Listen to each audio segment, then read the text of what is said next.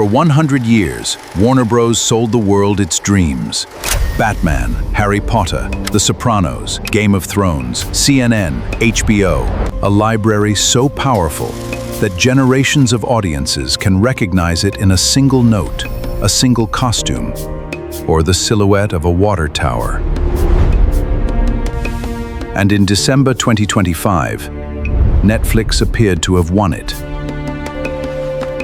The streaming giant agreed to buy Warner's studios and streaming business in a deal valued at almost $83 billion.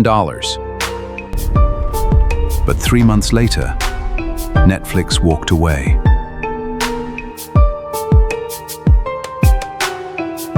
Not because Warner had changed, because another bidder had returned with more money, more risk, and an offer that was almost impossible to ignore. Paramount Skydance offered $31 in cash for every Warner share. The enterprise value, $110 billion. Shareholders approved it. Washington cleared it. Then 12 states sued to stop it. 1 day later, Hollywood's writers launched a second attack. This is no longer just a corporate takeover. It is a war over who gets to own Hollywood, and whether Hollywood must destroy competition simply to survive. Warner Bros. Was never short of valuable assets. Its weakness was the machinery wrapped around them. In 2018, AT&T completed its takeover of Time Warner. The telecom company believed premium films, television networks, and distribution could reinforce one another. 4 years later, that vision was unwound. Warner Media was separated from AT&T and combined with Discovery, creating Warner Bros. Discovery. That sequence matters. Warner was not arriving at this auction as an untouched studio. It had already passed through 2 enormous corporate transformations in less than a decade. Each owner tried to solve the same problem with a different structure. First, vertical integration with a distributor, then scale through a merger of media companies. Each transformation also added complexity, restructuring costs, and pressure to justify the next one. The new company inherited extraordinary brands and a heavy financial burden. At exactly the same time, the business model supporting traditional television was eroding. Cable subscribers were leaving. Advertising was moving online. Streaming demanded billions in content spending before it could promise reliable profit. By 2025, Warner's domestic linear subscriber count had fallen 9% in a year. Revenue from its networks division fell 12%, while adjusted earnings from that division dropped 21%. Streaming was growing, but the old cable engine was losing power faster than the new one could replace it. This made Warner a paradox. HBO Max proved that audiences still wanted its programming. Warner's films and games could produce global hits. But much of the cash supporting those investments still came from television networks, whose audiences were shrinking. Investors could see valuable businesses inside the company, yet they discounted the container holding them. Warner tried to solve the contradiction by splitting itself in 2. One company would contain Warner Bros., HBO, HBO Max, and DC Studios. The other would hold CNN, TNT Sports, Discovery, and the declining but still cash-generating television networks. It was an attempt to separate the future from the past. Instead, it placed a price tag on both. By October 2025, Warner's board was openly evaluating strategic alternatives. A separation was still possible. So was a sale of the whole company, or separate deals for its 2 halves. That distinction mattered because the bidders did not want the same Warner. Netflix wanted the crown jewels, the film and television studios, HBO, HBO Max, and the creative library. The cable networks would be separated into a new public company called Discovery Global. Warner shareholders would receive cash, Netflix stock, and shares in that separate networks company. The proposed Netflix transaction valued the assets it was buying at about $72 billion in equity value and $82.7 billion in enterprise value. For Netflix, the logic was direct. It already owned global distribution. Warner would give it an industrial-scale production engine, premium franchises, HBO's reputation, and decades of programming that could reduce its dependence on constantly inventing the next hit. But Netflix did not need CNN or a collection of cable networks to achieve that goal. The Paramount wanted everything: the studio, the streaming service, CNN, the cable channels, the debt, the opportunity, and every liability attached to it. That made the headline prices deceptively difficult to compare. Netflix was buying selected assets after a separation and paying partly in stock. Paramount was paying cash for the entire public company and assuming its debt. The difference between $82.7 and $110 billion was not simply $27 billion of generosity. It reflected two different objects being purchased, two financing structures, and two radically different plans for what Warner should become. Netflix offered strategic simplicity. Paramount offered a larger check. But the man behind Paramount was not prepared to lose quietly. David Ellison built Skydance around expensive, globally recognizable entertainment. His company co-produced films from Mission Impossible and Top Gun, then used financing from his father, Oracle co-founder Larry Ellison, to pursue something much larger. In 2025, Skydance completed its merger with Paramount. David Ellison was no longer merely supplying films to a legacy studio.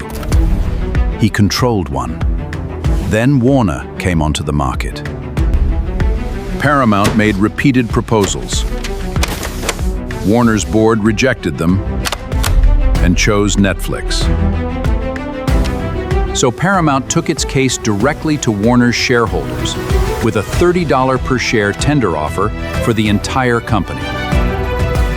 Warner initially argued that Paramount's financing was too risky.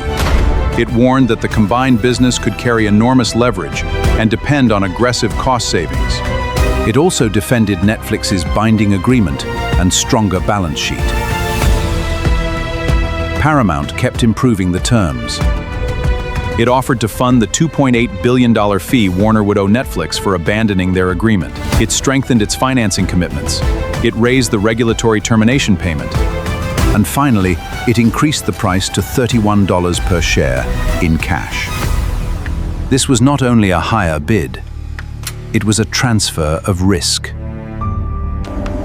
If regulators killed the transaction, Paramount promised Warner $7 billion. If closing slipped beyond September 2026, an additional fee would begin accumulating for shareholders. On February 26, Warner's board declared Paramount's proposal superior. Netflix had 4 business days to respond. Netflix could have raised its price. It didn't. The company concluded that winning at $31 per share no longer served its financial interests.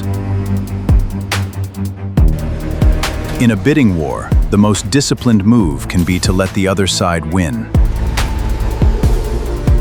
Netflix walked away with the termination payment. Paramount paid the bill.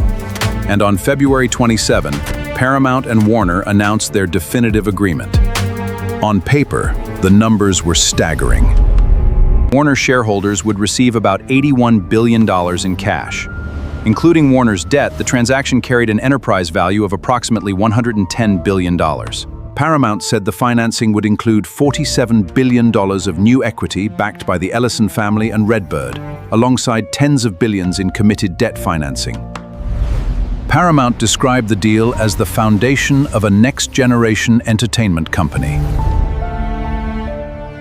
It promised at least 30 theatrical films a year, stronger streaming investment, and a larger platform for creative talent. But there was another interpretation. Paramount had won the auction. by accepting the assets Netflix did not want, paying more in cash, and constructing one of the most ambitious financing packages Hollywood had ever seen. Victory and overreach can look identical on the day a deal is signed. Place the two companies side by side, and the scale becomes clear.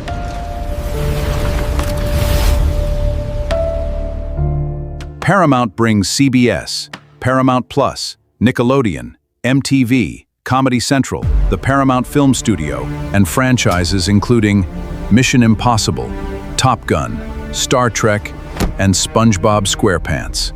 Warner brings Warner Bros., HBO and HBO Max, CNN, TNT Sports, Discovery, DC, Harry Potter, Game of Thrones, and one of the deepest film and television libraries ever assembled. Paramount's argument is simple. These are not the dominant powers anymore.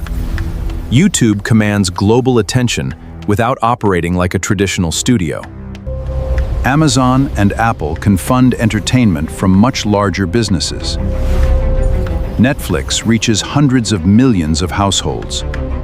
From this perspective, combining Paramount and Warner does not eliminate meaningful competition.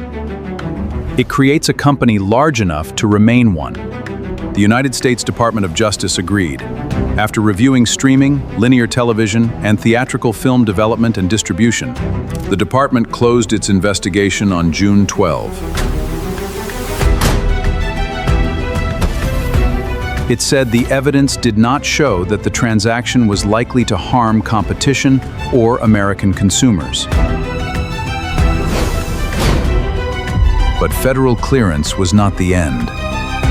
It was the beginning of a different war. Warner shareholders approved the Paramount agreement on April 23. The companies prepared for a closing they expected in the third quarter of 2026. Then, on July 13, attorneys general from 12 states filed an antitrust lawsuit in federal court. Their complaint argues that Paramount and Warner are direct competitors in two markets where consolidation has already gone too far: wide-release theatrical films and the licensing of basic cable channels. According to the states, the combined company would represent about 27% of wide-release theatrical distribution and 27% of basic cable programming. In anticipated blockbuster films, they allege the share would exceed 30%. These are claims in an active lawsuit, not findings by a court. The states say fewer major studios could mean less content for theaters, weaker bargaining power for distributors, and eventually higher prices or less choice for audiences. Paramount calls that analysis fundamentally wrong. It argues that the complaint defines Hollywood too narrowly, ignores competition from technology platforms, and delays investment that filmmakers, theaters, and audiences need. One day after the states filed, the Writers Guild of America brought a separate challenge. The Guild says the merger would remove a major buyer of scripts and a major employer of writers. Its concern is not only what audiences pay, it is what happens behind the screen when two employers become one. Fewer pitches, fewer shows, fewer negotiating options, and less leverage for the people creating the work. Again, these are allegations that must be tested in court. The states also sought an immediate pause, warning that the companies could try to close as early as July 22. That makes this story unusually volatile. The legal position may change between the final edit and the upload. The Paramount-Warner battle exposes the impossible equation confronting modern Hollywood. Legacy studios are told they need scale to survive against global technology companies. But every merger that gives them scale also removes a competitor, concentrates bargaining power, and places more culture inside fewer corporate walls. That is why both sides can describe themselves as defending competition. Paramount defines the market broadly and sees a combined studio fighting much larger platforms. The states and the Guild define specific markets inside entertainment and see two direct rivals disappearing into one. The court will not be deciding which story sounds more cinematic.